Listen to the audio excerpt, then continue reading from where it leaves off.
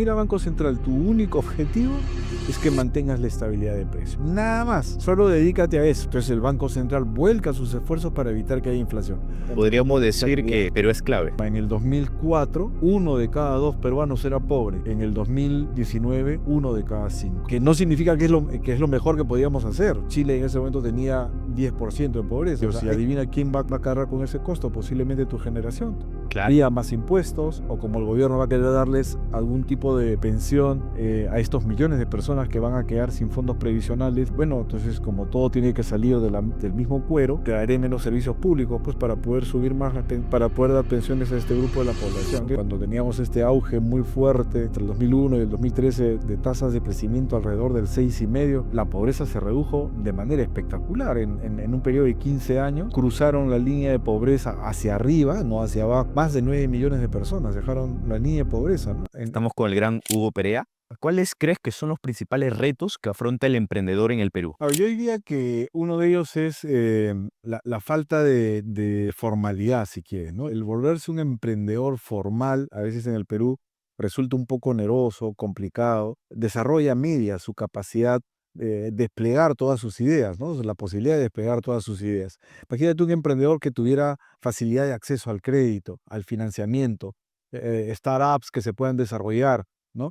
Hay gente muy, muy innovadora aquí en el país que tiene grandes ideas, pero le falta esta conexión, por ejemplo, por el lado financiero.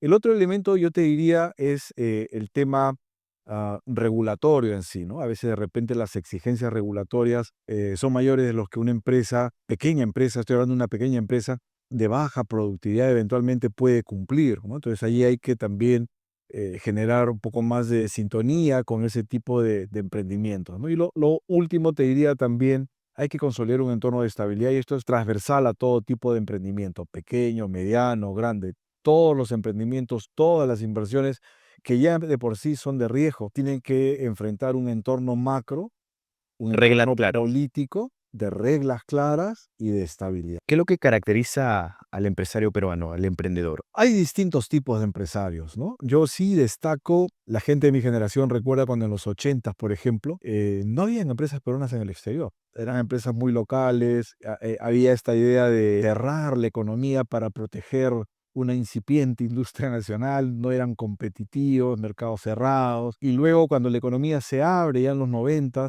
y ya en los 2000 hemos visto cómo empresas peruanas se han podido colocar en el exterior. Fíjate lo importante que es generar un entorno competitivo cuando se abre la economía. No es solamente el hecho de poder comprar bienes importados más baratos, porque ya no teníamos estos los aranceles que ponían estos productos realmente fuera del alcance de las personas.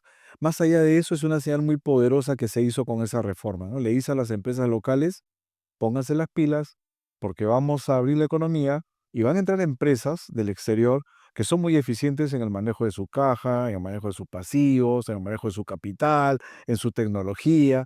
Pero yo creo que eso generó un entorno adecuado para que las empresas peruanas puedan generar modelo empresarial peruano.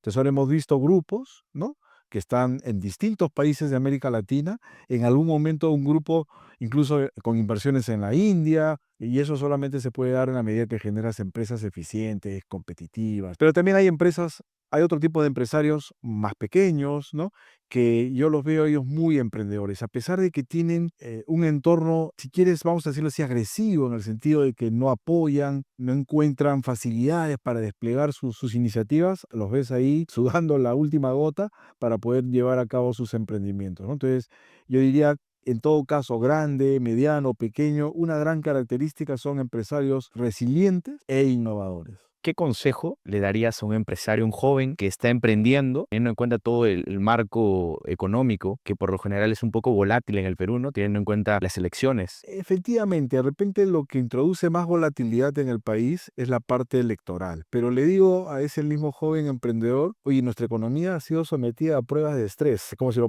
pones en una cinta de estas para correr y le has metido con todo. Le has metido pandemia mal gestionada. Le has metido un gobierno bien complicado que fue el del 2021, salida de capitales. Y mira, y seguimos a flote. Estás viendo una economía que está inmersa dentro de estas tensiones geopolíticas y comerciales ahora y seguimos a flote. De repente la parte política puede ser algo disfuncional al crecimiento económico, genera ruido, genera incertidumbre, pero a pesar de todo, la economía sigue creciendo. ¿Y eso por qué se da? Porque a veces nos quejamos que no hemos desarrollado institucionalidad, lo cual Claro. es cierto, pero yo iría más por el lado político, pero por el lado económico algunas cosas interesantes hemos hecho. ¿Y a qué se debe eso? Por ejemplo, el Banco Central. El Banco Central es una institución fuertemente autónoma. Fue una de las grandes cosas que se hicieron en los 90, ¿no? Ya en la constitución anterior, el Banco Central era, por lo menos sobre la letra, autónomo. Pero fíjate que ese Banco Central autónomo, como los gobiernos de turno le decían, dame crédito, imprime, y generaba pues una expansión excesiva de la oferta monetaria y finalmente hiperinflación. En cambio que con la constitución del 93 fue un poco más estricto en señalar que es autónoma, incluso en la Constitución, artículo 84, está prohibido, es una prohibición constitucional, Operativo. que el Banco Central le preste dinero al gobierno. Mire, señor político, si usted quiere subir los salarios a los maestros, que es algo que todos queremos, al Banco Central no le puede prestar plata. Dígale a sus electores que va a tener que cobrarles más impuestos para poder financiar ese incremento a los maestros, que todos seguramente queremos. Bueno, pero ese es el juego democrático, ¿no? Entonces eso hay que explicar, hay que tratar a los electores como personas adultas, serias, hay que decirles lo que una buena intención cuesta, ¿no? Porque sí, todos queremos mejores pensiones para nuestros ancianos, mejores salarios para nuestros maestros, policías bien equipados, pero todo eso cuesta. Los recursos, nuevamente, son escasos, no sobra, falta, y con lo poco que hay que hacer lo mejor que podamos, ¿no? ¿Qué tan importante es el papel que desempeña el BCR? Fundamental. No es porque yo haya pasado por el Banco Central y tenga muy buenos amigos ahí todavía trabajando, pero creo que es una institución de la que todos los peruanos nos debemos sentir orgullosos. No es una institución solamente local, de prestigio local, ni solamente regional. Yo te diría a nivel global, el Banco Central de Reserva del Perú es ahora un referente por políticas que ha promovido, ha cambiado la forma de pensar de entidades multilaterales como el Fondo Monetario, que era muy opuesto, por ejemplo, a las intervenciones cambiarias ocasionales. El Banco Central ha demostrado pues un profesionalismo con gente que está ahí muy, muy técnica, y por supuesto con esta autonomía que le concede la Constitución y su propia ley orgánica. Hace que esté blindado y que no haya injerencia del poder político en buena medida, ¿no? Entonces, eso permite que el Banco Central funcione adecuadamente. Y dentro de su arreglo institucional, dentro del esquema legal bajo el que opera el Banco Central, un elemento fundamental es que le dice la Constitución, artículo 84, mira, Banco Central, tu único objetivo es que mantengas la estabilidad de precio. Nada más, solo dedícate a eso. Entonces el Banco Central vuelca sus esfuerzos para evitar que haya inflación. Si no hay inflación, tu moneda es la mejor de la región. Más aún, el tipo de cambio hoy es más o menos el mismo que veíamos en octubre, noviembre de 1999. O sea, en los últimos 25 años, el tipo de cambio, con fluctuaciones, claro, con Castillo llegó hasta 4.11, pero en algún momento en el 2012-13 llegó a 2.56, con fluctuaciones, pero lo que es formidable es que ha mantenido básicamente el mismo valor respecto del dólar, ¿no? Ese indicador, que tengamos un tipo de cambio hoy igual que el de hace 25 años y con la inflación controlada, es un indicador muy claro del éxito que ha tenido el Banco Central. Podríamos decir que Perú es clave. El Banco Central es el gran protagonista para mantener la estabilidad de precios, ¿no? Es el protagonista, ¿no? Es un caso sui generis. Bueno, de un Banco Central tan exitoso, seguramente deben ser pocos, ¿no? Hay buenos bancos centrales que son referentes en todo el mundo, ¿no? Cuando yo estudiaba economía, admiraba mucho el Banco Central alemán, ¿no? Sobre el que se construye el que es ahora el Banco Central Europeo, el Bundesbank. Era el referente de bancos centrales muy aversos a la inflación y que tenían mucho éxito y mucha credibilidad, salvando las diferencias geográficas, no tanto las técnicas. Yo diría que el Banco Central de Perú ya está en esa línea, ¿no? Wow. Como un referente global. Mucho de nuestra audiencia es público joven. ¿Qué consejo le podrías dar al joven profesional? Como experiencia personal, yo diría apuesten por la educación. Yo creo que un elemento muy importante es acumular capital humano, como decimos los economistas, ¿no? Apuntar por la educación, que a la larga te va a volver alguien más productivo, y si eres más productivo, no hay forma que tus ingresos no mejoren. Lo único que mejora de manera permanente los ingresos de una persona es la productividad. Está íntimamente relacionada a la educación. Y bueno, teniendo en cuenta que estamos próximos a elecciones, ¿qué crees que el peruano debería tomar en cuenta al considerar brindar la confianza con su voto a algún candidato a la presidencia? Yo creo que los peruanos tenemos derecho a elegir a quien mejor pensemos, ¿no? Eso es una decisión muy, muy personal. Solamente al momento de evaluar a quien sea, a quien corresponda, que defina su voto, verificar en lo que a mí corresponde, por ejemplo, la consistencia, la coherencia de sus ideas económicas. A veces se pueden ofrecer muy buenas intenciones, pero lo ideal sería que el lector se ponga a pensar, bueno, ¿y cómo lo vas a lograr? Claro que sí. ¿Cuánto va a costar? ¿Queremos mejores pensiones para nuestros ancianos? Sí. Bueno, ¿y de dónde va a salir? ¿Cómo se va a financiar? ¿Qué hacemos? ¿Le damos a los jóvenes una educación un poquito más baja, pero subimos las pensiones? Porque los recursos son escasos. Claro que sí. La sociedad enfrenta disyuntivas desagradables. Yo quisiera tener pensiones altas y muy buena educación pública, pero a veces no se pueden las dos cosas. Entonces, por eso hay que, al momento de elegir, creo que hay que evaluar bien la coherencia de lo que se ofrece, ¿no? No dejarnos guiar por eslogans, algunos muy exitosos, que encienden pues la esperanza, pero un poquito de paño frío y de repente evaluar qué cosa hay detrás de ese ofrecimiento. ¿Y cuáles serían los principales desafíos de un gobierno? Bueno, hoy por hoy yo diría, desde el punto de vista económico, tenemos que acelerar el crecimiento. Podemos crecer, hoy por hoy estamos cayendo un poquito en la complacencia de decir, vamos a crecer 3%, vamos a estar mejor que otras economías de la región, pero el 3% es relativamente bajo, ¿no? En un país que tiene tantas carencias, tantas necesidades, a pobreza extrema todavía, necesitamos acelerar ese crecimiento, ¿no? Cuando teníamos este auge muy fuerte entre el 2001 y el 2013 de tasas de crecimiento alrededor del 6,5, la pobreza se redujo de manera espectacular. En un periodo de 15 años cruzaron la línea de pobreza hacia arriba, no hacia abajo. Más de 9 millones de personas dejaron la línea de pobreza, ¿no? En 15 años. Imagínate, ese avance es significativo. En el 2004 el nivel de pobreza era 58%, en el 2019 ya estábamos 20-21. Dicho de otra forma, en el 2004 uno de cada dos peruanos era pobre. En el 2019 uno de cada cinco. Que no significa que es lo mejor que podíamos hacer. Chile en ese momento tenía 10% de pobreza. O sea, lo ideal es persistir, ¿no? Persistir en las cosas que funcionan y no desmantelar pues aquellas cosas que han demostrado probadamente que generan e incrementan el bienestar de las personas, ¿no? Yo veo un poco eso, ¿no? Un poco a partir de cierto momento, de hace unos 10 o 12 años, empezó un deterioro de todas las buenas cosas que hemos venido haciendo, ¿no? Y hoy veo con gran preocupación, por ejemplo, medidas de carácter populista que debilitan la sostenibilidad de las cuentas públicas. Otro pilar que ha sostenido la estabilidad macroeconómica en el Perú, estos retiros de pensiones, por ejemplo, que le están comprando una bomba de tiempo a ti y a todos tus contemporáneos, ¿no? Porque mañana más tarde las personas que no tienen ahorro previsional, algo que ayude para cubrir su vejez, algo se va a tener que hacer por ellos. Y adivina quién va a cargar con ese costo, posiblemente tu generación.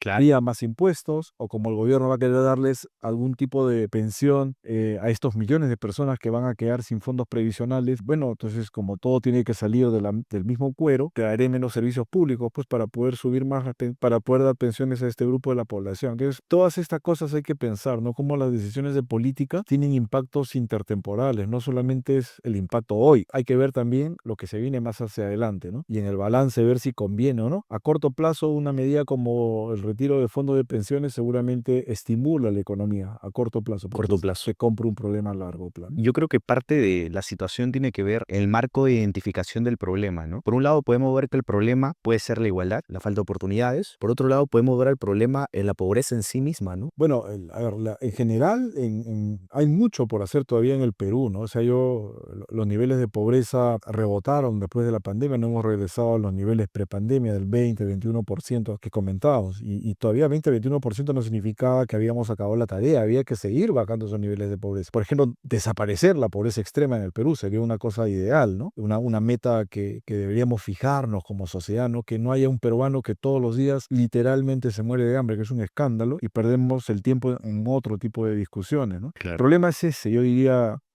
buscar mecanismos para volver a relanzar el crecimiento acelerado. Y Perú es un país que tiene mucho potencial. Yo soy un convencido de eso, la verdad. Tiene, por ejemplo, 3 sectores que son muy prometedores. Minería, claro, una minería responsable, cada no contaminante, desde luego, ¿no? Pero ahí tienes una actividad muy buena y muy interesante que va a tener mucho soporte en los próximos años, porque con este tema de la reconversión energética va a haber mucha demanda de cobre. Entonces el precio del cobre se va a mantener en niveles interesantes para realizar inversión minera. Tienes agroexportación. Está batiendo récord de exportaciones, de ventas al exterior. Es un milagro económico. A principios de los 2000, la agroexportación vendía al exterior 600 millones de dólares. Hoy estamos hablando de 12 mil millones de dólares. Wow. Es un salto enorme. Y tienes turismo. ¿Cómo puede ser posible que un país con todos los restos arqueológicos, con una geografía espectacular, no tengamos pues un influjo de turistas mayor al que disponemos hoy? Por supuesto, esto requiere inversión, mejores aeropuertos, mejores cadenas de hoteles, etcétera. Pero deberíamos ponernos de acuerdo para estos 3 sectores, por ejemplo, que podrían ser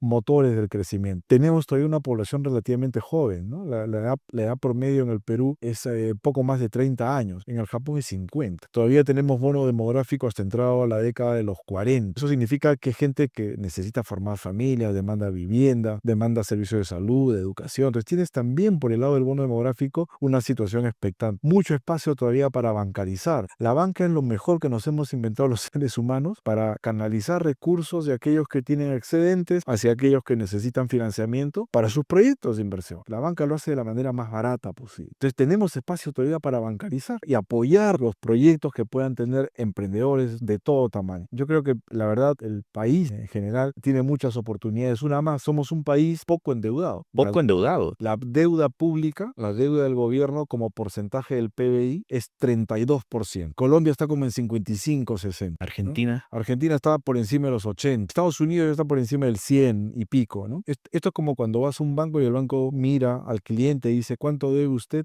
en relación a sus ingresos. Bueno, el equivalente para un país es cuánto debe el gobierno en relación a lo que generan de ingresos todos los peruanos, que es el PBI. Entonces, si ese indicador es chiquito, significa que estás poco endeudado. Entonces podríamos eventualmente, siempre y cuando se gaste bien, endeudarnos un poco más para generar infraestructura. Imagínate, invertir en infraestructura, cuánto te dinamizaría el crecimiento a corto plazo y te deja un país más competitivo, más productivo porque tendrías mejor infraestructura. Hay oportunidades, la verdad. Falta, parece una especie de consenso social, ponernos de acuerdo en 4 o 5 cosas básicas y atrevernos a dejar de ser pobres porque creo que el potencial está ahí. Y bueno, ya para finalizar, un pequeño consejo para los jóvenes en general. ¿Les interesan temas como estos? ¿Les gustaría aportar a este país? No, y a ver, el primer consejo es que sigan viendo este programa. Entonces, si les interesa estar enterados de estos temas, por supuesto. En serio, ¿no? Las entrevistas muy bien y han sido muy bien llevadas. De verdad que los felicito porque se puede hablar con propiedad y eso solo ocurre cuando el que conduce la entrevista pues va permitiendo que esto se pueda ir llevando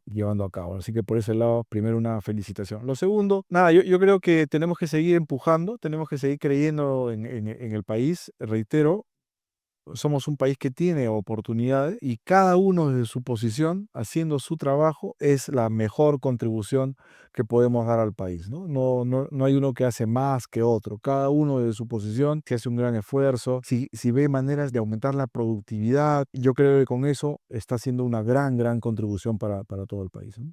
Fenomenal. Muchísimas gracias, Hugo. A ustedes. Gracias.